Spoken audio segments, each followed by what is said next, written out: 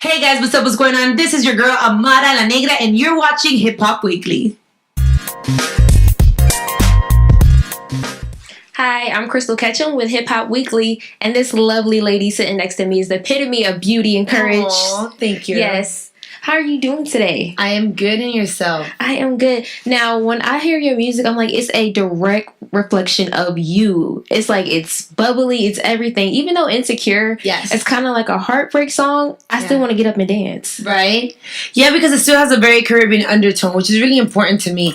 I one of the beautiful things that I like about being able to do the crossover into the American market is being able to bring a little bit of my culture, my music, my sound, and implement it into more Americanized music, so it can be more ear friendly. But yeah, it still has a little, little wave. It definitely does. I was like, okay, I want to get up and do a little salsa, even though I can't dance. Yeah. But who produced this record? Okay. So the song Insecure was produced by Tehran from Rock City and Super Dupes, and Priscilla wrote it as well. And it was an amazing song. I heard it. And the moment I heard it, I knew it was a hit. I knew that it was a song that I wanted to sing because I love to do music that women can relate to. And I feel that I've said it several times, but I feel that every single person has been in a relationship that they have felt insecure at some point, whether it is that your partner makes you feel not worthy or you feel that something funky is happening. So definitely is a song that I felt that women can relate to. Now, in the process of making a song, did you have your input with Priscilla, or did she just come to you with the record? How did that work? I heard it and I thought it was perfect. It was beautiful. It was perfect. I didn't even feel as if there were anything that I really needed to change. There's certain songs that just call you. You know what I mean? They pick you. And Insecure was one of those songs that I heard it and I knew it, we clicked. Now, not only is the record good, but the video just makes you like the record that much more. Thank you. Yeah, so you shot in Miami, right? Yes, we shot the music video in Miami. But actually, a couple of days ago, I recorded the remix with DJ Cool here in Atlanta, and I am so excited because I know that he's a classic. He's legendary, and being able to just do a remix with a different vibe. It's not as Caribbean, this version. You have to stay tuned and check it out, but it's gonna be really, really dope. And there was a whole bunch of snakes and everything. It came out really cool. And it was shot down here. But why DJ Cool? I had an amazing DJ Chino. Shout out to DJ Chino who did the remix, and I heard it and I was like, oh my god, I love the concept. I love what you're doing. How cool would it be if we could actually get DJ Cool to actually do the voices live? Because we had the old versions. It's like he did one of those DJ remixes and put it together. But I was like, it would be so cool if we can actually have him for real, to be in the video and to be doing the song with me. And my manager got him somehow. I don't know. And it worked out perfectly. We all excited to hear it. Yes. Well, how did your label take it once you came out then with the records of Insecure and like, okay, I want DJ Cool on the remix? Well, because you're newly signed, right? I'm not really sure. I'm not really sure that the label really knows about the remix. I know that I'm doing it and I'm just gonna put it out there. Because sometimes in life, you know what? If nothing is moving, you gotta move. And I'm not the type of chick that's gonna sit there and wait for things to come to me. I go get it. So, but definitely when the song Insecure was recorded, I did put it out to the label. Mm-hmm. The label was kind of like iffy. Like, are you sure this is the vibe that you want to go to? Because everybody knows that I am very loud and scandalous and blah, blah. And I have this big bubbly personality. So you would expect my music to be more like that. But I do believe in growth. And I want to be able to show my fan base, the growth, like from a little bit more melodic, chill vibes to then a little bit more up tempo. I just didn't want to throw everything in at once. So once you signed to BMG, that's your record label, BMG and Fast Life Entertainment. Did they have a certain persona they wanted you to step into, or are they just cool? Just be you. Be me, because being me has worked for me so far. And that's something that I truly appreciate, the fact that they're not trying to box me in or make me change who I am. Obviously, I do, take, if there's any pointers, anything that I should do, I'm very open-minded. I'm always willing to learn and listen. And that's very important these days, artists that are manageable. And I'm definitely tell me what I have to do. How do we have to do it to make it work? Cool. But I always do have my input, which is very important. So yeah, I'm grateful that they don't make me change. They just want me to be me, and me is happy, bubbly, a little bit Caribbean. And sometimes I'm a Libra. So either I'm like this or I'm like this. Either I'm too much or I'm too relaxed, too mellow. So it works. It works. And I heard they came after you. They sought out after you. Right. Did you think that was going to happen? Because we all heard what Young Hollywood said on Love and Hip Hop. Did you really think that was going to happen? Well, before Love and Hip Hop, we were already in negotiations, somewhat talking about it. It wasn't until Love and Hip Hop that we actually signed the papers and went through with the contract. But we were already in the works, because a lot of people feel as if it wasn't for Love and Hip Hop, I would have never gotten signed. We were already doing that. It just so happens to be that papers were signed after Love and Hip Hop, and I'm grateful. Realistically, I'm the type of person, like I said, I would never stop. I would never just lay back and wait for things to come to me. I'm grateful for Love and Hip Hop and the platform, because it gave me the opportunity to showcase my music and who I am as a person, and for people to get to know me, a new fan base. But before Love and Hip Hop, I was already Amara la Negra. It's just that I had a different fan base. They were Latinos. Now is more when the American audience is getting to know Amara. Now let's talk about Love and Hip Hop. Dun, dun, dun. Yes. Okay, go. A lot of things were said on Love and Hip Hop. Are you still? It seems like you've forgiven Young Hollywood after everything he said. He's like, you're the Nutella queen, right? I'm a Nutella queen. Les Macy Graham or Beyonce. I mean, have you forgiven him? Have you actually sat down and talked like, let's... What happens is that I'm naturally like a very happy person. I'm too happy. I believe that I'm like a big ball of energy, and all this energy that I have, I transmit it through pictures, through videos, through here, and I can't have that weight on my shoulders. However, at some point I did forgive him for his ignorance. I did forgive him for his comments, because I feel as if you're ignorant, I can't be mad at you because you just don't know. Like, I'll be mad at you if you're stupid because you choose not to understand. If you choose not to learn, I would be upset at that. But if you're just ignorant about the topic, or you just don't know any better, I'm not mad at you. I'd rather just educate you and have that one-on-one conversation. Like I said, at some point I did forgive him after the reunion of Love and Hip Hop, and the way that he tried to make it seem as if we had slept together, and all that controversy back and forth, which realistically happened off camera. The fact that you would throw something in the air that happened off camera, that I had my best intentions. I did it with good intentions. You know, after that, like, at this point, I really just don't care. Like, I forgave him, and I thought that we were cool. But then after reunion, I was like, wait, what was that about? And I just feel like not everybody's meant to click. Not everybody's meant to be cool. Not everybody's meant to be friends. And you have to be okay with that and move forward. There's a lot of people in the planet. So he's just one that's off the map for me now.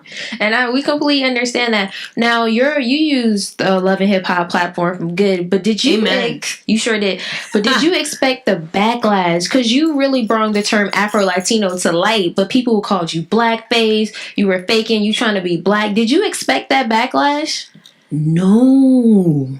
To be honest, I didn't go to Love and Hip Hop expecting anything, which is a very important part. I went there like, let's just do it. I mean, what's the worst that can happen? Let's go. Like, I'm a risk taker, and I like to experiment, and I like to live. I feel that there's a lot of people that are alive but not living, and I'm willing to live and take risk and try things. So therefore, I did Love and Hip Hop. I never even expected that conversation to be brought up on the show. However, I have said that I have spoken about the Afro-Latino community for many, many years. It just so happens to be that nobody was listening. It's like I was talking in mute. It took Love and Hip Hop, the franchise, the platform of VH1, for people to actually pay attention to what I'm saying, because it came out of somebody else's mouth. So now, do you see what I'm talking about? It's not that I'm making it up, or that, I'm doing it for attention.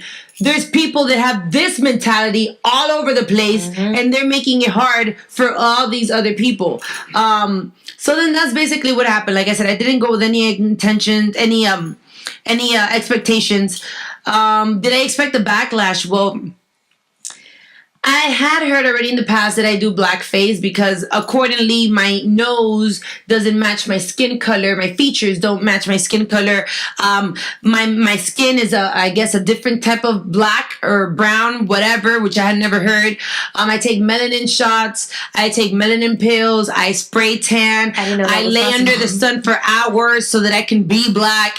I've heard all types of stupidity that I'm like, why is it so difficult for people to understand that black people were not just dropped off here in America? There's black people in every single part of this planet, even if you haven't seen them. There isn't a Latin country that doesn't have people that look like myself. We're just not portrayed out there as much or at all. So, yeah, it sucks to get backlash, but I do understand that with the good comes the bad.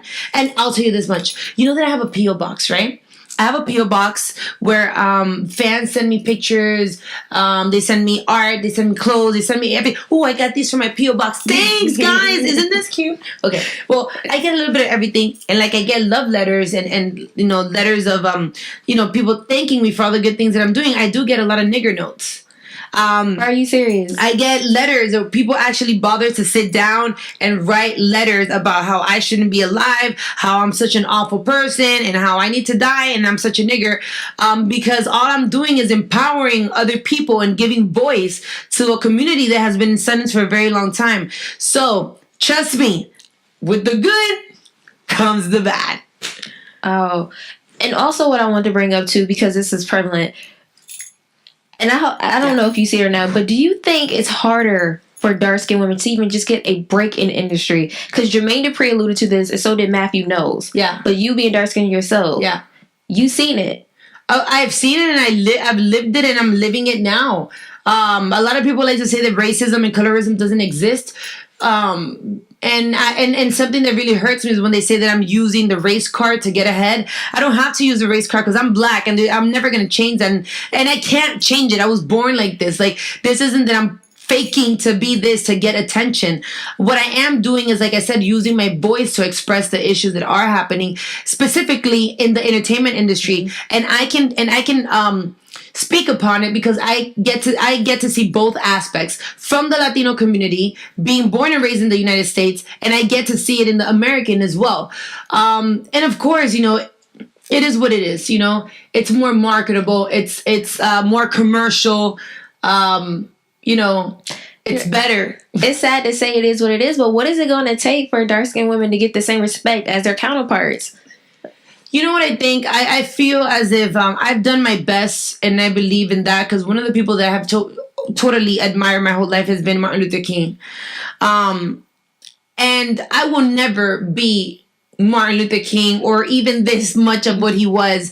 But if I learned anything, or rather, but if he inspired me somehow, was he was able to inspire a whole bunch of people to come together just off his words in a peaceful manner. And that's what I'm doing now. All I'm doing is using my voice, my social media platform, whatever platform I have to talk about it, to inspire other people to come together peacefully and do something about it. For example, I recently did the cover of Latina Magazine, which is like a really big deal for me. And I also posted on my Instagram that they had like about, let's say, 50 covers before me, where they never had a person that looked like myself. And it's not that we don't exist. It's just that we're never given the same opportunities. What is it going to take that we talk about it, that we start the conversation? A lot of people like to just stay quiet because they don't want to have to take the backlash. Exactly. They don't want to have to deal with social media. They don't want to have to deal with the bullies. They don't want to have to. It takes a lot of responsibility, but it's not just about me. It's about the girls that are looking up to me, the girls that are coming up that want to have the same opportunities. We just need to come together and talk about it. Like, you have to force yourself in there. That's the only way, because they're not just going to open the doors for you to walk in. You have to force yourself in there and obviously be prepared, because preparation is key. You don't want the opportunity to come and you're not ready. That's true. Yeah. And I notice as you're doing great, but as you keep growing and growing, the Cardi B comparisons never stop. I know, like you right now, because you're going to ask me a Cardi question, right? The thing is, my question is, why can't both of you guys get the shine? Even Cardi and Nicki. It's just like, both of you, all three of you guys are great, but it's like, oh, Nicki's doing this, but why the comparison? I can answer the comparison. I can't say why can't the three of us shine, because I believe that the three of us are shining. For those that may not see it that way, then I guess that's just your perspective. But I believe that the three of us are shining. I believe that there's enough people in the world for all of us to have fans. We're more than welcome to share the fans, because we all have different styles. We're not the same people. We come from different struggles. We have different stories. And why is the comparison, or why people are looking for that? Because people like the drama. People like that, and it's part of the entertainment industry, and it's part of the reasons why there's so many blogs and there's so many magazines. If we don't give you some type of drama, you have nothing to talk about. And if not, you create it in order to have, ratings, or in order to have people in your sites, likes, views, whatever the case may be. So I do understand the reasons why people are looking for the drama. Like, they want Cardi and Nicki to fight. They want Cardi and I to fight. They want the beef. Then they'll do this and be like, oh, all black women are always angry and they're always fighting and they're always this. You're encouraging it. You're looking for it, so you can't complain. So yeah, on my behalf, I will never be the type of person to look for any type of beef, but especially no other female artists, because I believe in women empowerment. Definitely. I believe in supporting other women. It doesn't matter what it is that she does. If she is successful, if she's talented, and she's working and grinding to get somewhere, I'm not going to be the one to bring her down. I will uplift you, and I believe in uniting powers. So that's why whenever they're trying to create that, I'm personally not gonna participate in that. I would never, because why? I gain nothing out of hating on another female. That is so true. Unless she's on Love and Hip Hop. I am working on my EP. Okay. It's like an appetizer. It's like a little taste, just a little taste of what is to come. So I'm working on that. But as of now, I'm just putting out singles and just recording a lot, because you never know which song it's gonna be. So sometimes you have to record like 50 songs to pick out 12. So that's how. So this won't be a concept EP, sorry. I don't know if it'll be a concept, or maybe it'll be more of a vibe. Cause I like feel good music. I like music that just makes you feel good, that makes you vibe, that you can hear in the shower, in the bathroom, in your car, in the club. So sometimes it's more about a vibe and not so much of a strategy. Like, it has to be a story that this happened. Maybe I don't really have a story like that. Maybe I just have a groove, a vibe. Any producers you have your eye on? Like, I really want you to help me with this. Timbaland hit me up on the Global Spinoff Awards about working together, and I said, oh, of course. That's big. This is like a lead to Love as well. And then there's a few producers there too in the works. Now when I go back to Miami, I'm supposed to be working with Rico and Super Dupes when I get back. And I'm telling you, it's just coming together. The point is to never stop. Never stop moving, never stop working.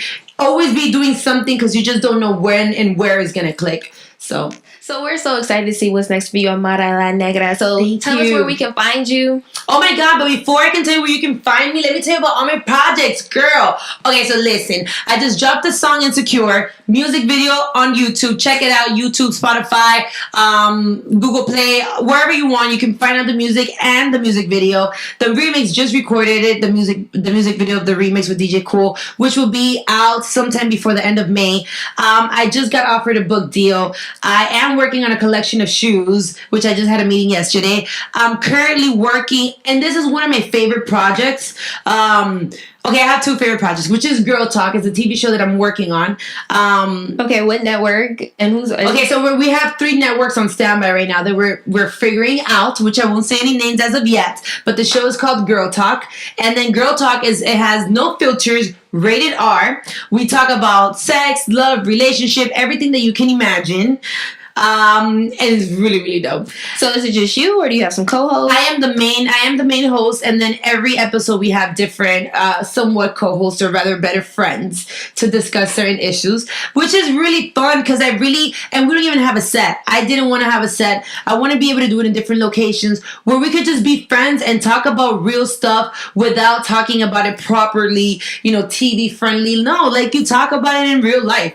So that's really fun, and I always post a little bit on my Instagram, a few questions, just to hear what the people have to say with the hashtag GirlTalkALN, and then people give me their opinions, like the 90-day rules, which I spoke about as well. 90 days before you give up your cookie. Would you wait 90 days? Would you? That's the question. I have. Really? I was celibate for about 6 months till recently. But yeah, though it was very good. So you're dating? Huh? Are you dating? Yes, I am dating this new song, Insecure. Don't forget to download it now. It's available everywhere. So then, another project that I really like is this doll collection. I've been working on this for the longest time. I feel that it's important to not just talk about it, but be about it. And I always talk about representation. I know how hard it is for little girls these days in society, having to deal with what they see on TV and social media. And what society's standards of beauty. So I want to do this doll collection that had different textures of hair, different shades that little girls can play with, and most importantly, that are affordable. Not every parent, and I come from a single parent home, so not every parent can afford $100, $200 doll. No, but she's gonna be really cute. She's gonna be really fun. And that they're going to be available for Christmas. So I'm a busy girl and working on my music, touring, radio, TV, all that good stuff. With all this being said, I don't see you on the second season of Love and Hip Hop Miami. You have a lot going on. I really do. But like I said, if you want it bad enough, you'll figure out a way to make it happen. And we're still trying to figure out, about Love and Hip Hop Miami season 2. Most likely I will do it because I really do want to go back. It's like a family. I even miss the camera people, the producers, everybody. It's like, I would like to go back. I think that the people would like to see me go back on season 2. I would, but you got a lot going on, and I'm excited to see this talk show though. Girl, I'd be so tired. At the end of the day, I'm always laughing. Everything's great. Oh my God. And then as soon as I get back to the hotel, I'm like, oh, help me. I can't.